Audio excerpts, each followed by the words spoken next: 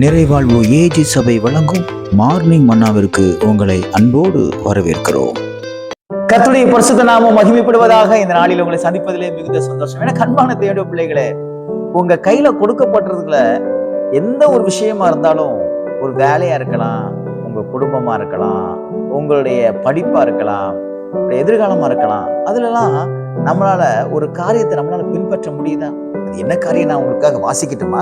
மத்தேயு சுவிசேஷம் 25ஆம் அதிகாரம் 21வது வசனத்திலேயே மைய பகுதி இப்படியாக சொல்லுகிறது: கொஞ்சத்திலே உண்மையா இருந்தாய், அநேகத்தின் மேல் உன்னை அதிகாரியாக வைப்பேன். இந்த சம்பவம் உங்களுக்கு நல்லாவே தெரியும்.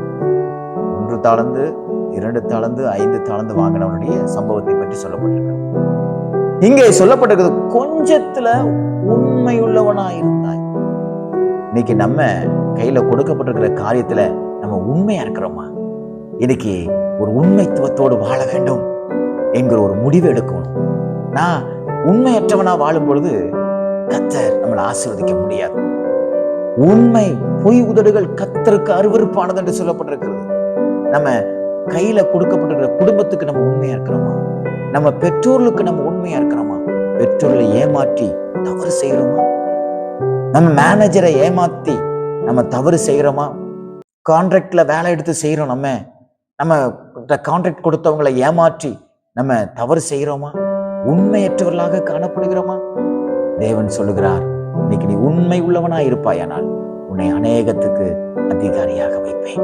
இன்னைக்கு தேவன் உங்க மேல வைக்கக்கூடிய ஒரு பெரிய ஆசீர்வாதம், நீங்க அநேகத்துக்கு அதிகாரியா இருக்கணும். அநேக காரியத்துக்கு நீங்க அதிகாரியா இருந்து நீங்க செழித்து வாழ வேண்டும், நீங்கள் உயர்ந்த அடைக்கலத்துக்கு போக வேண்டும் என்பதுதான் தேவனுடைய நோக்கம். அதற்கு தேவை உண்மைத்துவம். எல்லா விஷயத்திலும் உண்மையா இருங்க. எல்லா விஷயத்திலும் உண்மையா இருங்க.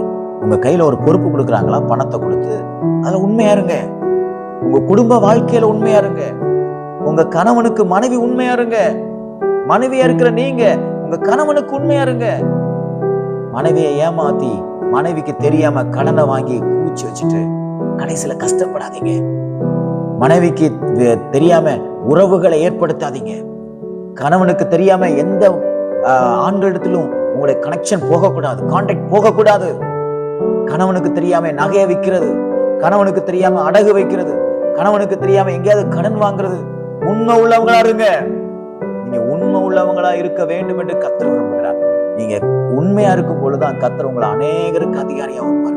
நான் அவங்ககிட்ட சொன்னா அது நடக்காது, இவங்கிட்ட சொன்னா நடக்காது, அதனாலதான் நான் மறைச்சு செய்யறேன். அது ஆபத்து.